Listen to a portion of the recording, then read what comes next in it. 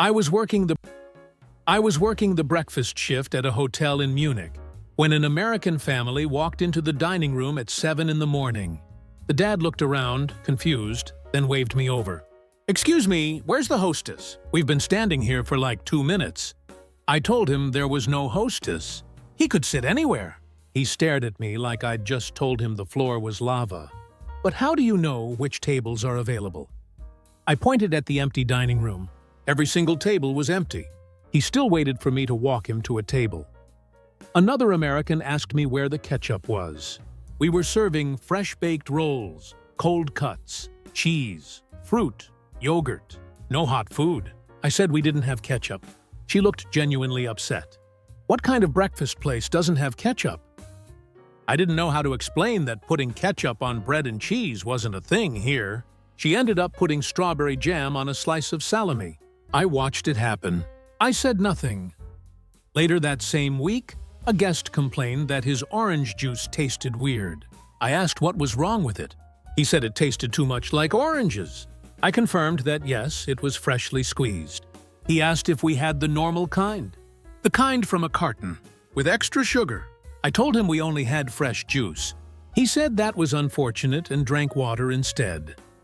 Then there was the couple who got mad because we didn't have bacon. We had ham, salami, prosciutto, 3 types of sausage. They wanted crispy bacon, the kind you get at a diner. I explained that wasn't common in Germany. The husband said, "Well, that's your first mistake right there." Like Germany had been waiting centuries for his feedback on breakfast meat. My co-worker told me about a woman who asked why the coffee was so small. We served espresso in espresso cups. She wanted a large coffee, American large, the size of a soup bowl. My co-worker brought her 3 espressos and a big mug. The woman poured all 3 into the mug and added 6 sugars. Then she asked why European coffee was so bitter. Because she just made triple-strength paint thinner, that's why. These weren't isolated moments. This was every single day. Americans walking into restaurants across Europe and expecting things to work exactly like they do back home. And when it didn't, they assumed the restaurant was doing it wrong. Not that maybe, just maybe, other countries had their own way of doing things. These are the stories from servers, hosts, and bartenders who watched Americans misread every single restaurant rule in the book. My friend worked at a cafe in Paris. A couple walked in and stood by the door for 10 minutes. Just stood there, staring. She finally asked if they needed help. They said they were waiting to be seated. She told them to sit anywhere. They asked how they'd know which table was theirs. She said whichever one they sat at would be theirs. They looked suspicious, like this was some kind of trick. They eventually sat down but kept looking around nervously, like someone was going to kick them out. In Italy, I watched an American wave his hand at a waiter for 5 straight minutes. The waiter saw him. Everyone saw him. But in Italy, you don't snap or wave at servers. You make eye contact and wait. The American got louder, started snapping his fingers. The waiter took his time. When he finally came over, the American said, "Finally, I've been trying to get your attention forever." The waiter said, "Yes, I know," then walked away to help someone else first. A server in London told me about a customer who got angry because she kept checking on his table. In America, servers check in every 5 minutes. "How is everything? Need anything? Everything okay?" In the UK, that's considered hovering. It's annoying. This server was just doing what she'd been trained to do in her American chain restaurant job before moving. The British customers kept giving her weird looks. One guy finally said, "We're fine. We'll let you know if we need something." She thought he was being rude. He thought she was being overbearing. Another story from Amsterdam. An American asked for the check. The server said he'd bring it when they were ready. The American said he was ready now. The server said he'd bring it in a bit. Back and forth. The American didn't understand that in many European restaurants, bringing the check too quickly is rude. It looks like you're rushing people out. In America, you want the check fast so you can leave fast. In Europe, your table is yours for the evening. The server finally brought the check after 20 minutes. The American left a 1-star review saying the service was slow. I worked at a pizza place in Rome. An American couple ordered a large pizza to share. When it came out, they asked for separate plates. I brought them plates. They asked me to split the pizza in the kitchen. I said I could bring a knife. They insisted I split it in the kitchen and bring it out on 2 plates, like they'd ordered 2 separate meals. I did it because I didn't want to argue. My Italian co-workers thought it was the weirdest thing they'd ever seen. In Italy, you order a pizza and you eat your own pizza. Sharing one pizza between 2 people was already strange. But asking the kitchen to split it? That was next level. A bartender in Barcelona told me about someone who ordered a gin and tonic. When it came in a huge wine glass with ice and a slice of cucumber, the customer sent it back, said it was wrong. The bartender explained that's how they serve gin and tonics in Spain. Big glass, lots of ice, fancy garnish. The customer insisted on a normal gin and tonic, in a short glass. The bartender made it again in a rocks glass. The customer left a bad review saying the drinks were served incorrectly the first time. The bartender still doesn't know what was incorrect about following the local style. Another server in Prague had a table ask why their food was taking so long. It had been 15 minutes. 15 minutes. In Prague, meals are cooked fresh. Nothing is microwaved. Nothing is pre-made. 15 minutes is fast. The table kept asking for updates. The server kept saying it was coming. When the food finally arrived after 20 minutes, they complained it was cold. It wasn't cold. It was fresh out of the kitchen.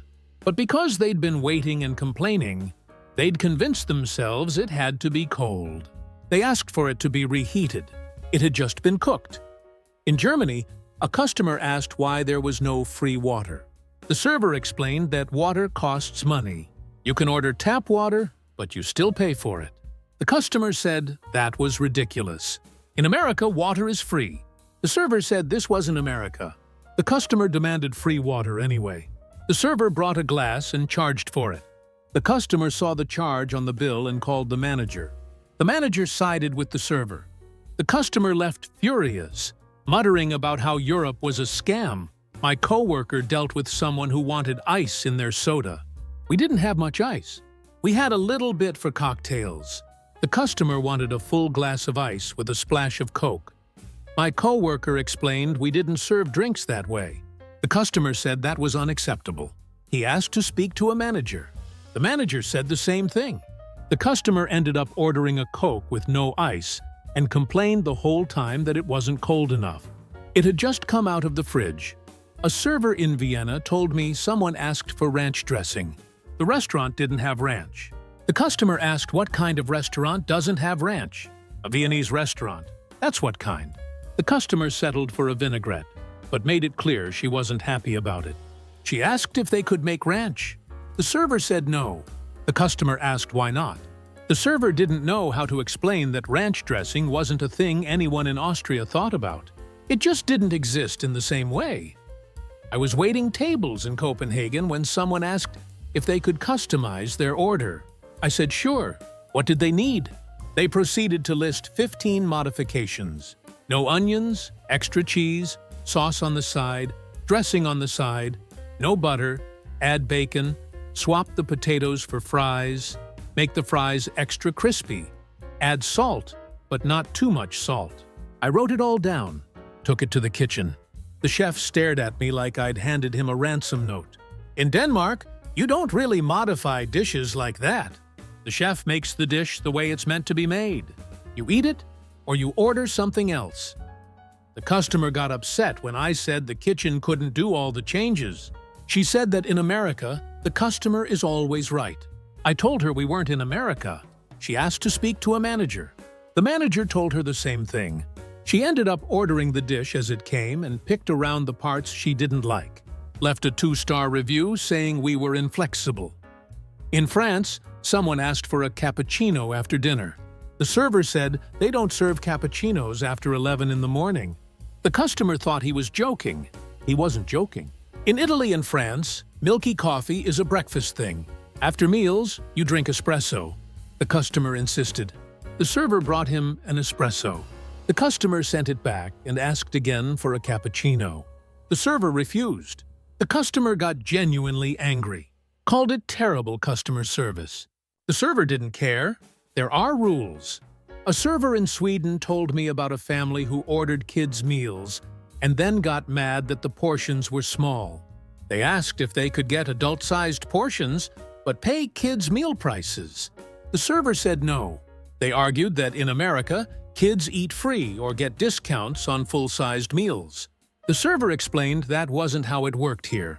The family made a big scene about how everything in Europe was overpriced and unfair. The server just walked away. Another time in Brussels, someone ordered a burger and asked for it well done. The server said the burger was cooked medium. That's how the chef prepares it. The customer insisted on well done. The server asked the chef. The chef said no. The burger is designed to be medium. Cooking it well done ruins it. The server went back and explained. The customer refused to order it, said it was a food safety issue. The server explained that European food safety standards are actually stricter than American ones. The customer didn't believe her, ordered chicken instead. In Spain, I watched someone ask for their paella without seafood. Paella is seafood. That's the whole point. The server tried to suggest a different dish. The customer insisted on paella with no seafood. The server brought it up to the kitchen. The kitchen said they could make rice with chicken. But that's not paella. The customer insisted it was the same thing. It's not the same thing. She got her rice with chicken. Complained it didn't taste like paella. Because it wasn't paella. A friend who worked in Greece told me someone ordered a Greek salad and asked for lettuce. Greek salad doesn't have lettuce. It's tomatoes, cucumbers, olives, feta, onions, olive oil. The customer insisted a salad needs lettuce. The server said not this salad. The customer asked them to add lettuce anyway. The server brought a plate of lettuce on the side. The customer mixed it in and then said the salad tasted off. Of course it did. She just ruined a perfectly good Greek salad. In Portugal, a customer ordered bacalhau and then got upset that it was salty. Bacalhau is salted cod. It's supposed to be salty. That's how it's preserved. The server explained this. The customer asked if they could make it less salty. The server said no. It's a traditional dish. The customer left most of it uneaten and wrote a review saying the fish was over-seasoned. Someone in Ireland ordered fish and chips and asked for tartar sauce. The restaurant didn't have tartar sauce. The customer was shocked. How do you not have tartar sauce? The server said they serve it with malt vinegar. The customer said that was weird. The server said it was Irish. The customer asked if they could just make tartar sauce real quick. The server said no.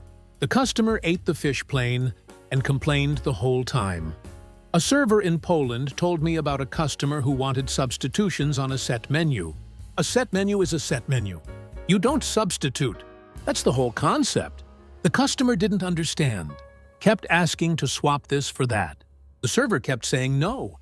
The customer accused the restaurant of being difficult on purpose. The server tried to explain it's a tasting menu designed by the chef. The customer said she didn't care about the chef's vision. She just wanted different vegetables. The server gave up and brought her exactly what was on the menu. She ate it and admitted it was good. Still left a review complaining about lack of flexibility. In Austria, someone asked for ketchup with their schnitzel. The server looked personally offended. Schnitzel is served with lingonberry jam or lemon, not ketchup, the customer insisted. The server brought ketchup, but made a point of saying this wasn't how it's done. The customer covered the schnitzel in ketchup. The server watched in silent horror. Other diners noticed. There were whispers. The customer had no idea she'd just committed a cultural crime. I was working in Berlin when a table finished their meal and sat there for an hour, just talking. I brought the check. They kept sitting.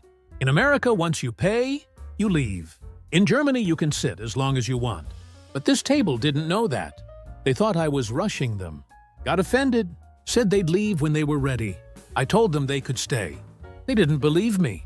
Left immediately after paying, muttering about rude service. Another server in Amsterdam told me someone tried to tip 50%. The bill was €40. They left 20 on the table and walked out. The server ran after them, thinking they forgot their change. The customer said, "No, that's your tip." The server tried to give it back. The customer refused. In the Netherlands, you tip maybe 5 or 10%. 50% makes everyone uncomfortable. The server felt weird keeping it. The customer thought she was being generous. Different expectations. In Italy, a table asked for separate checks. The server said they don't do separate checks. The table insisted. The server said no. The table got frustrated, started doing math themselves, tried to hand the server cash in weird amounts. The server had to figure out who paid for what. It took 20 minutes. The whole time, Italian customers at other tables watched in confusion. In Italy, one person pays and everyone settles up privately later. Splitting checks isn't a thing. Someone in France left a huge tip on a credit card. The server assumed it was a mistake. Americans do that sometimes. Add an extra zero by accident. She politely asked if the tip amount was correct.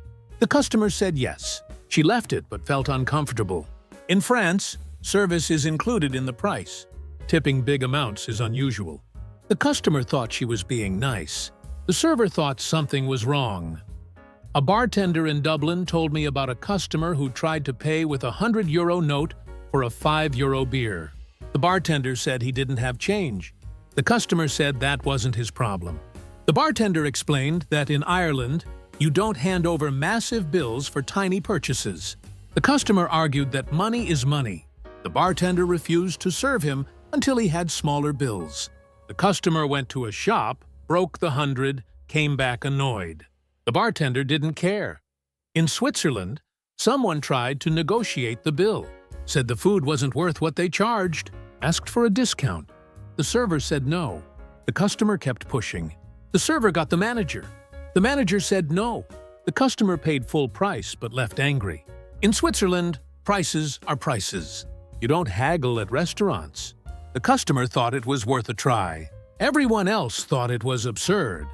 A server in Belgium had a table leave cash and walk out without waiting for change. She ran after them with the change. They said keep it. She insisted they take it.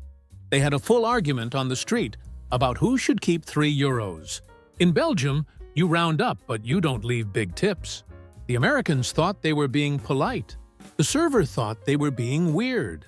Someone in Norway asked why the beer cost so much. The server said because Norway is expensive. The customer said that was a ripoff. The server shrugged. The customer asked if there were cheaper options. The server said no.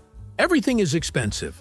The customer paid for the beer and nursed it for 2 hours to get his money's worth. In Spain, a customer tried to tip the bartender every single time he ordered a drink. The bartender kept refusing. The customer kept insisting. It became a whole thing. In Spain, you don't tip for every drink at a bar. Maybe you leave some coins at the end, but not every single round. The customer thought he was being generous. The bartender thought he was being annoying. A server in Germany told me someone asked to split the bill 6 ways, with everyone paying different amounts based on what they ordered. The server said they could split it evenly, or one person could pay. The table spent 15 minutes arguing among themselves. Finally, one person paid, and everyone else sent him money on their phones later. The server waited the entire time. Could have turned the table twice. In Denmark, a table left a 10% tip, and the server chased them down to return it. The customers were confused. The server explained that service was included, and they didn't need to tip. The customers insisted. The server kept refusing. They went back and forth. Eventually, the customers left the money on the table and walked away quickly, so the server couldn't give it back. The server still felt weird about keeping it. Someone in Sweden tried to pay for a €15 meal with a credit card. The card reader asked for a PIN. The customer didn't have a PIN. American cards don't always have PINs. The card got declined. The customer had no cash. The server didn't know what to do. They eventually figured out the customer could use contactless payment. Took 10 minutes. Everyone behind them in line was annoyed. A server in Austria had a customer ask why the tip wasn't included on the card machine. In Austria, you tip in cash. The customer didn't have cash. Tried to write in a tip on the receipt. The server explained it doesn't work that way. The customer felt bad, promised to come back with cash. Never came back. The server didn't care, wasn't expecting a tip anyway. In Portugal, someone tried to tip with a 2-cent coin. The server left it on the table. The customer insisted she take it. The server said, "No, thank you." The customer got offended, thought the server was being snobby. The server thought the customer was being insulting. 2 cents isn't a tip. It's basically trash. Cultural disconnect. My favorite story came from a server in Iceland. An American couple finished their meal and sat there staring at the check. The server asked if everything was okay. They said they were waiting for her to come back. She asked what for. They said to pay. She pointed at the check. They could pay at the table. They didn't understand.